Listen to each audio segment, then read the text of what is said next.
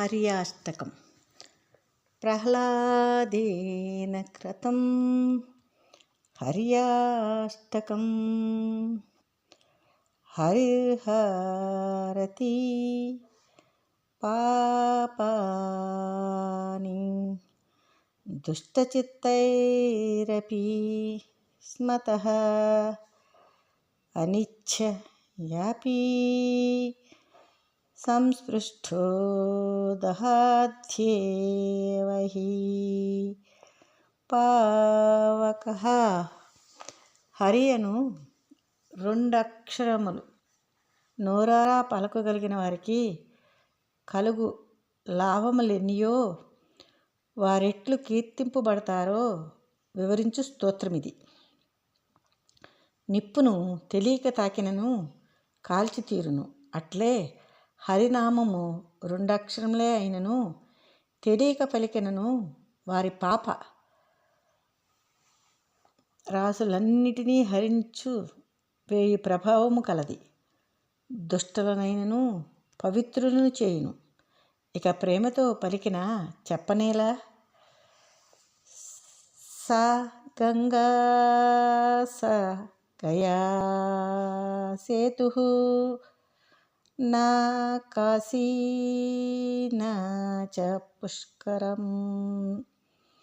ఎవని నాలుకపై హరి అను 2 అక్షరములు ప్రకాశించునో అతడు గంగవలే పవిత్ర తీర్థుడగును. గయాక్షేత్రము వలె పితృదేవతలకు ఆనందమొసుకును.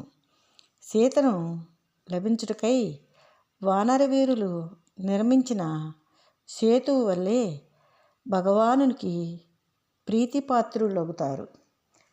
జిహ్వాగ్రే వర్తతే యస్య హరేరిత్యక్షరద్వయం. కాశీవలే అతని సమీపములో ఉన్నంత మాత్రముననే పాపములను తొలగించును.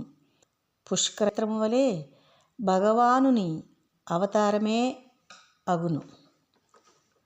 వారాణస్యాం కురుక్షేత్రే నైమిషారణ్య ఏవ చ యత్కృతం తేన యోనోక్తం హరేరిత్యక్షరద్వయం. సదా రామ నామోపదేశము చేయుచుండు శివుడు ఉన్నందున కాశీ క్షేత్రమైనది. అక్కడ చేయు పుణ్యకర్మల వల్ల లభించు ఫలము హరి అను 2 అక్షరముల వలనే కలుగును. వేద పురాణాలను ప్రవర్తింపజేసిన వేదవ్యాసాది ఋషులు శిష్యులను వసించి నందున నైమిషారణ్యం పూజితమైనది. అది సాక్షాత్ భగవంతుని అవతారమే. ఆ క్షేత్రమున ఆచరించు పుణ్యకర్మల ఫలమంతేయు హరి అని 2 అక్షరముల వలనే లభించును.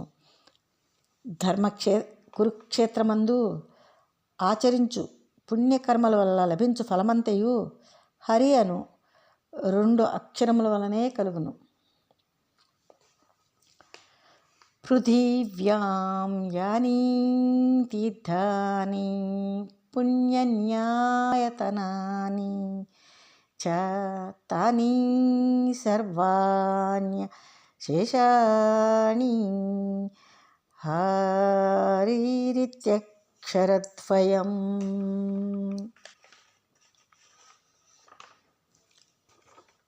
భూ ప్రదక్షిణాలు చేయుట, అందలి పుణ్యతీర్థములందు స్నానమాచరించుట, పవిత్ర క్షేత్రములను అను స్థానములను సందర్శించుట మొదలగు అన్నీ ఎంత పుణ్యమును కలిగించునో అంత హరి అని 2 అక్షరముల తలంపు మాత్రమే మనకు కలుగును. గవాం కోటి సహస్రాణి హేమకన్యా సహస్రకం తత్తం స్యాత్తేన యోనోక్తం హరిరిత్యక్షరద్వయం. లెక్కలేనన్ని గోవులను దానమిచ్చినా మనకి ఏ పుణ్యము లభించునో బంగారు ఆభరణములచే నింపిన వేలాది కన్యలను వివాహముగా దానము చేసినా వానికి ఏ పుణ్యము లభించునో అంతటి పుణ్యం హరి అన్నవానికి లభిస్తును. ఋగ్వేదోధ యజుర్వేద సామవేదో గధర్వణ ఆదీతస్తేన యేనోక్తం హరిరిత్యక్షరద్వయం. ఋగ్, యజుర్, సామ, అథర్వ వేదములను క్రమబద్ధముగా నేర్చిన వానికి ఎట్టి ఫలితము దక్కును. హరి అను 2 అక్షరములను నూరా పలికిన వానికి అంతటి ఫలము దక్కుతుంది.